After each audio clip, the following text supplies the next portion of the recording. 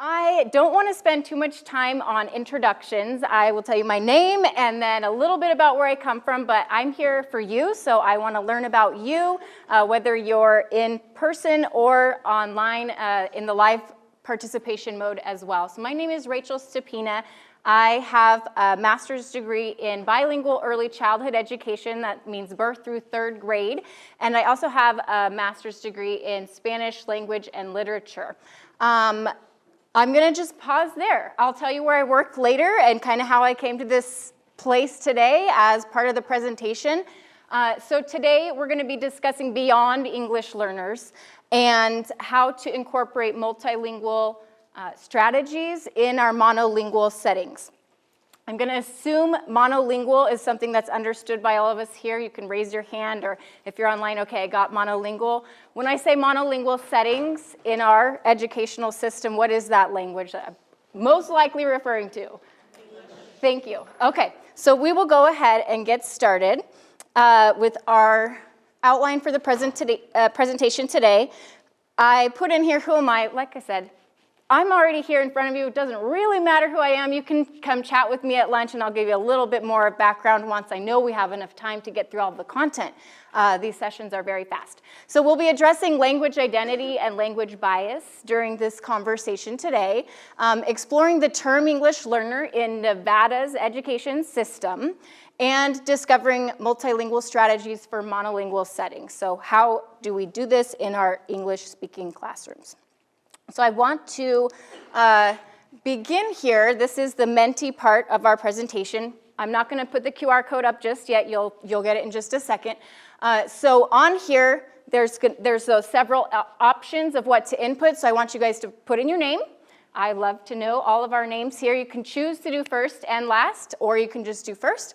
I'd like to know if you're an aspiring educator. Educator is defined in any sense of you are working towards being in the classroom with students, whether that's infants and toddlers, or you're working towards going to higher education, or if you're going to be in our traditional, I'm going to say pre-K to 12th grade education system. And then that's the third one, is what grade would you like to teach? So those will all just begin popping up as well. I'm going to black this screen just because I have to swap out my presentation to get onto the browser and pull the right one up. So give me just a second. Oh, wait. You got to get the QR code. Sorry. Okay. So here's the QR code. Go ahead and pull that up.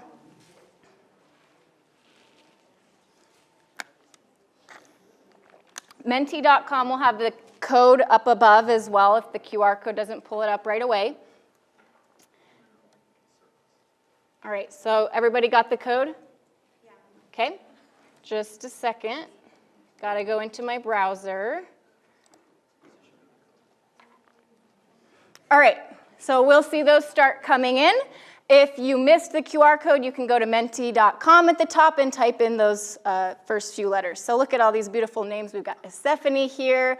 How do I pronounce this? Julissa? We've got K through 2nd, 1st grade. Wow, I can't even track all this movement. We've got another Rachel in here. Hi. Natalie, practicing educators and aspiring educators. Look at all of us in the same room. This is wonderful. Middle school. Ooh, we've got a mother. Wonderful. Hi, Brock. I just saw your name pop up. Litio, let's see. Elementary. 30-year educator. Love it. Okay, those are moving quite a bit. Thank you. We are going to pause here. I have to make sure that I get the right questions in the right order.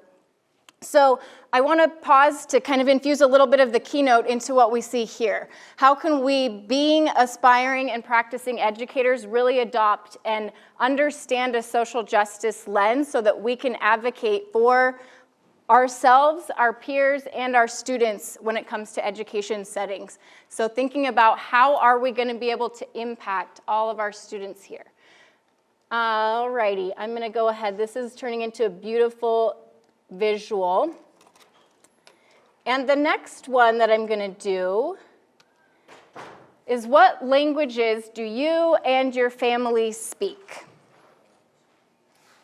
So we'll see those popping up. I love Japanese. You've got quick fingers. This is great. You can write it in, if you have the other keyboard on your device, you can put it in your, the linguistic symbols of your language as well. So most of these are coming in English, but if you have others available on your keyboard, throw them in.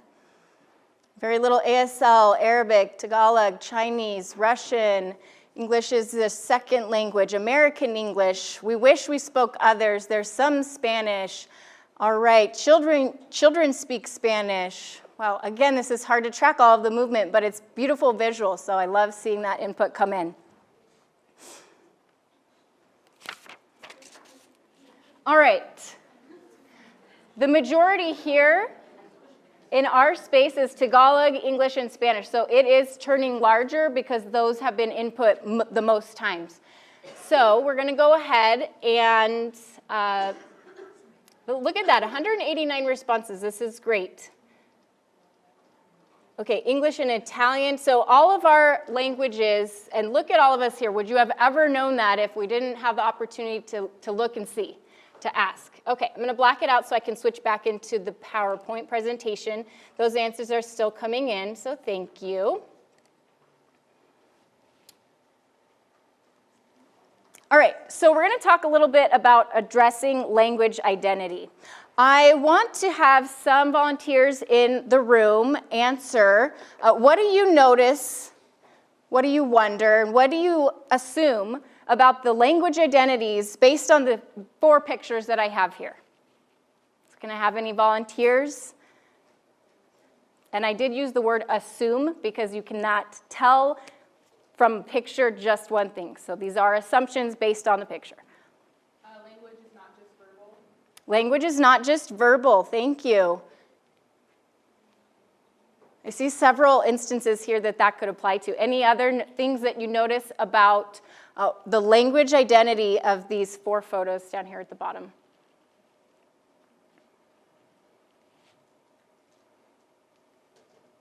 Well, I see a lot of sign language and Braille. So there's sign language and Braille. Thank you. Is she doing sign language on the far right? Right, we can't quite tell if she's doing sign language on the far right. She may also be using assistive technology. So, sorry, thank you. I'll try to incorporate those answers into my response. So yeah, we can't quite tell. I'm going to pull that forward from what you've shared. Thank you. Any others? I was going to say the one in the middle on the right, I think that's sign language for more. The one with this young child here. So we look like have a toddler, and that, yes, means more. I use that with my own young children a lot. We have another, 2 more. Thank you. Go ahead. I would say connection is universal. Mm-hmm. So we have connections and communicating is universal? Yes. All of them do definitely have that, and that's part of the identity that we can definitely assume by looking. Go ahead. Language is visual.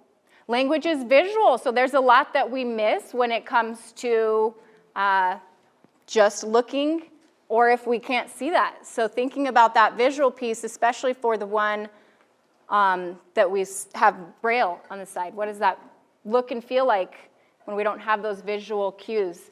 Yes, last comment. We have a diverse population. Yes, we absolutely do. Thank you so much. So I want you to take a pause here and think about your language identity. If I put a photo up here of you, what would people assume just by looking at you? And we're going to address that in a minute, so don't worry. So what is your language identity? A lot of that, the word cloud, I just had you identify the name of the languages that you speak or that your family speak, but you really cannot know somebody's language identity unless you are working with them and you take go through a process of inquiry to understand that from whoever you're interacting with. So language is at the core of all of our identities, how we describe things, how we think, how we dream. How many of you dream in 2 languages? Yeah, it's a trip. It's wonderful, right? I remember the first dream that I had that was not in English. I've had dreams in languages that I don't speak. I don't know if they're logical at all, but I'm like, whoa, okay. It was just like in French in that dream. I don't speak French. I speak Spanish and English, and I have some sign language with my young children, and that's it. But it really impacts how we build relationships with others. So if you think of yourself as a practicing or aspiring educator, how does the language that you have, your language identity, impact the relationships that you build with your students and their families to develop community? So all of us have language identity, even if it's verbal, nonverbal, perhaps even assistive communication and being able to have assistive technology to help us with our language. All right, I am going to move to the next slide. I have a question for you. Again, some volunteers, what is this? Excuse me. I heard someone say price tag, a tag. What else can we call that thing? A label. Anything else? An icon. It is great. Any more? What would you use this thing for? To tell the price. Price of what? The label of what? What kind of category might that thing belong to? So we don't know just by looking at this picture. There is many, many different things that we can call this, and right now we're speaking in English, and those are the words that we have used, but you may have looked at this and thought of what it might be in a different language. So maybe you are the Japanese speaker who put the very first one up on our languages screen. Maybe you identified this in a different language first. So the way that we associate different things comes to play. I brainstormed many different synonyms that this could be. So tag, label, ticket, category, a marker. It's kind of repeating in here. Classifications, identifications. So when it comes to labels, which is what I would have said first, I tried my best to find, like, how do I put a label up there in an easy and visual way? Thinking about our language bias. So we all have language identities. We all have identities, and there's a lot of bias that we're going to experience and have experienced living in today's society. So what could language bias mean? I just want you to think about that introspectively and reflect on that. And then for today's conversation, we're going to focus that around labels and English learners when it comes to educational settings that we have in our classrooms. I actually was just reading this book, because it's what I do during my hobbies, and I'm like, oh yeah, it has this right in here, that no one word, classification, or category can accurately describe a group of students because each student, her or his family, or their family, and their lived experiences are unique and multifaceted. So we would never know from one label or from the way that one group of people or anybody or anything actually is unless we discuss that with them. So we want to, as educators, prepare ourselves to confront any implicit bias that we may have. I'm not going to go deep into implicit bias, but I do just in the groups here, if you're comfortable, have you confronted an implicit bias that you may have, whether that's through work that you've done in your courses or through your experiences. So just think of that to yourself. I see some heads nodding, right? What does that mean? Implicit bias can take many forms, and in this case, we're discussing that around, if somebody's speaking another language near me, how am I reacting to that, right? Did you maybe just experience an implicit bias that you didn't know you had? So you can feel this as we engage in our diverse and beautiful communities in wherever we are.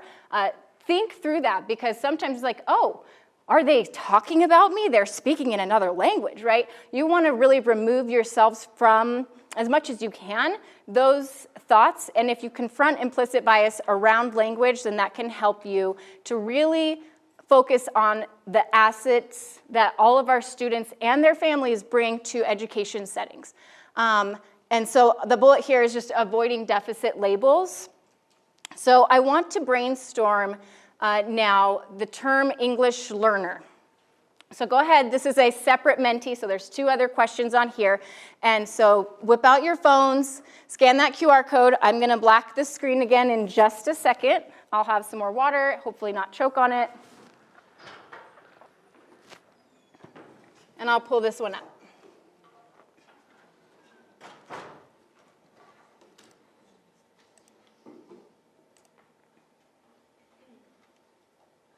All right, I see people interacting already. Again, if you didn't catch the QR code while it was up on the screen, you can join menti.com and use those are a new set of numbers. Again, this is the free version. It gives you 2 slides, just a heads up.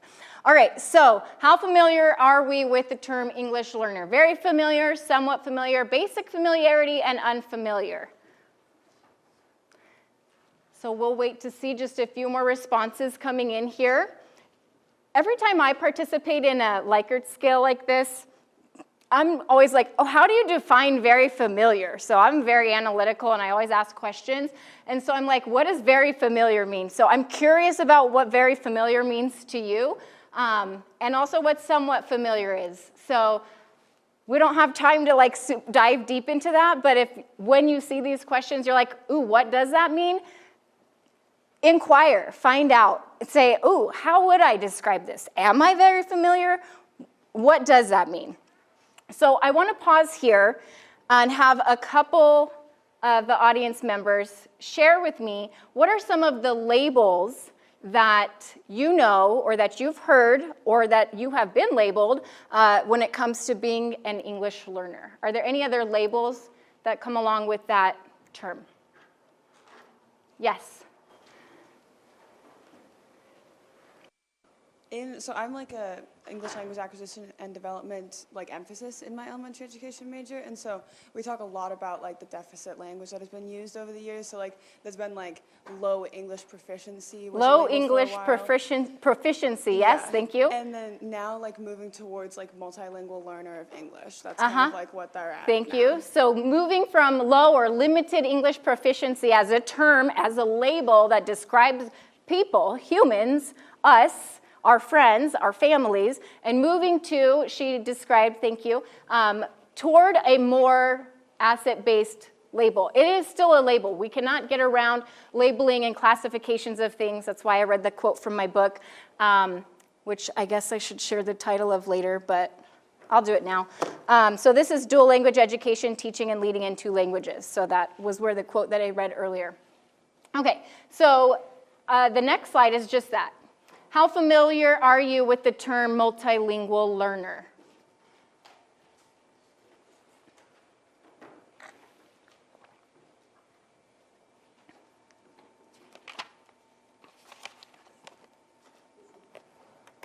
All right, so we see a few. Again, if the code didn't refresh or if you don't have the QR code, you can pull it from the top numbers on the screen. All right, so very familiar, somewhat familiar, unfamiliar, basic familiarity. So these are moving around. Thank you for your participation. So this is just to give you a gauge, like it's okay wherever you're at in your learning journey that these terms may be something, ooh, I should become more familiar with this, or hey, this is the first time that I've ever heard of this term. So we'll dive into what it means to be a multilingual learner, but first I want to back up and explore what does the term mean, English learner, in our settings, in our educational system that we are all preparing within. Okay, so here we have English learner.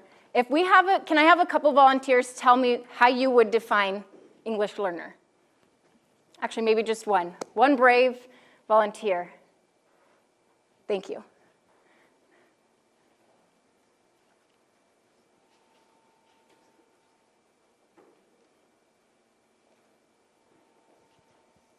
For me, I'm in a kindergarten classroom, and if I were to use that label, I would say that my kindergartners are possibly abandoning their home language instead of being able to explore both of the languages that are spoken in their home.